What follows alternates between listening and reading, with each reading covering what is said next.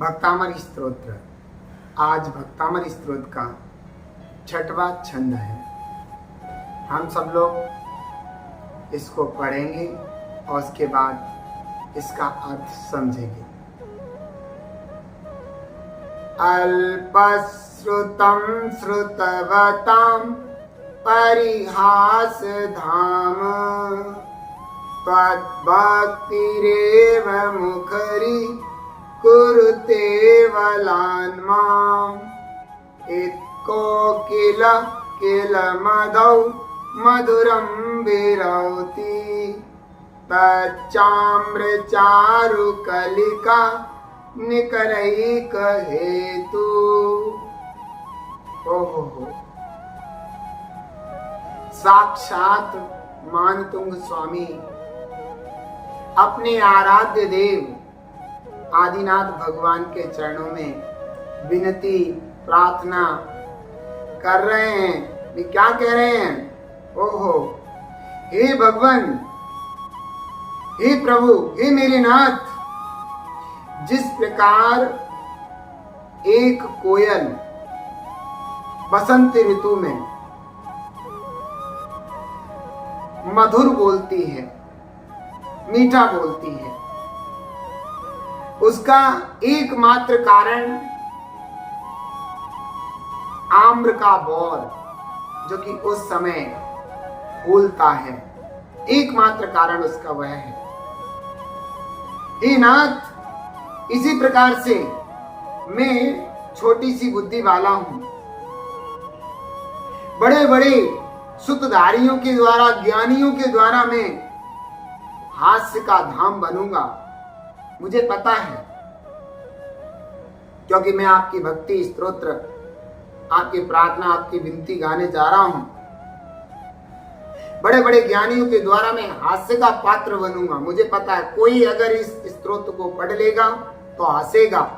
ना इसमें विशेष शब्द हैं, ना छंद हैं, ना अलंकार हैं और ना विशेष गुणों का आराधन है। मुझे पता है कि मैं अल्पसुत होने के कारण बड़े बड़े विद्वानों के द्वारा हास्य का पात्र बनूंगा, लेकिन प्रभु फिर भी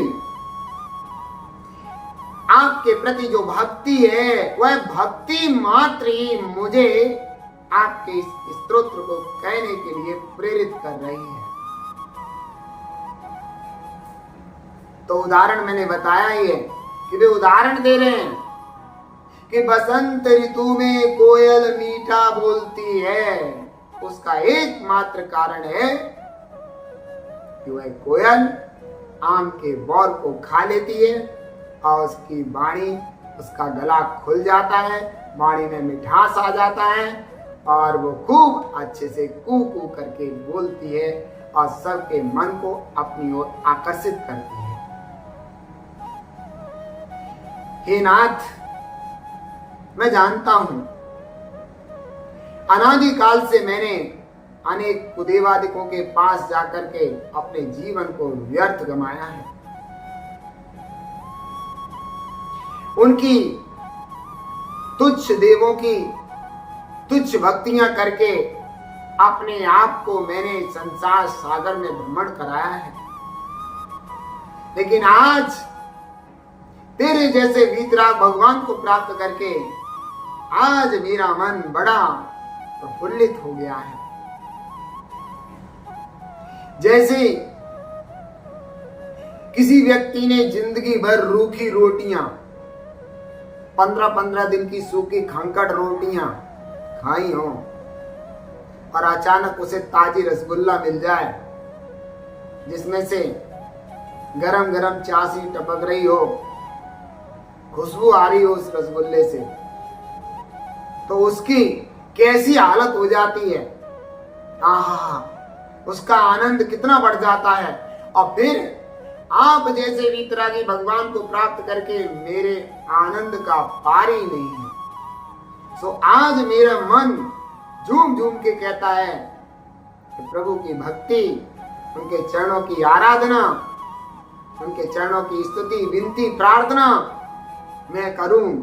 आपकी भक्ति मुझे प्रेरित कर रही है, खींच रही है मुझे आपकी भक्ति करने के लिए आपके प्रति जो मेरी भक्ति है वो कह रही है करो, इसलिए आज मैं आपके चरणों में उपस्थित हुआ हूं और आपकी भक्ति करके मेरा मन आनंदित हो रहा है।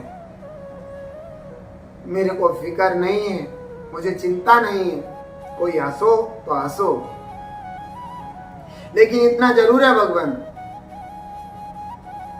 मेरी भक्ति में वो सब कुछ नहीं है जो विद्वानों के में होता है, लेकिन मेरी भक्ति में वो तो है जो आपके सच्चे भक्त के अंदर होना चाहिए। मेरी भक्ति में वह तो है कि आप जैसे वीतरागता से युक्त जिनेंद्र देव के अलावा किसी की भक्ति मेरे मन में नहीं है। मेरे मन में तो आपकी भक्ति समाई हुई है। हे नाथ, हे कृपा निधान, मैं तो यही चाहूंगा कि मेरे द्वारा जो आपकी भक्ति की जा रही है उस भक्ति का फल मुझे अगर कुछ मिले तो, कि जब तक मैं संसार में हूं तब तक आपके चरण कमल ना छूटे और मैं संसार से शीघ्र पार हो जाऊं, आपके समान भगवान बन जाऊं। यही मेरा आपकी भक्ति करने का फल मुझे मिले, क्योंकि मेरी विशेष भावना है कि अब मुझे संसार सागर में रोना नहीं है, गोते नहीं लगाना, दुखी नहीं होना, क्योंकि संसार सागर बड़ा विचित्र है, दुखदाई है। अब मुझे इस संसार के दुखों से निकलना है। हे नाथ, हे प्रभु, मेरे पर कृपा कीजिए, मुझे अपने इस मार्ग की ओर बढ़ाइए, जिससे कि मेरे दुखों का जो पुंज है वो नष्ट हो जाए। नमोस्तु भगवान।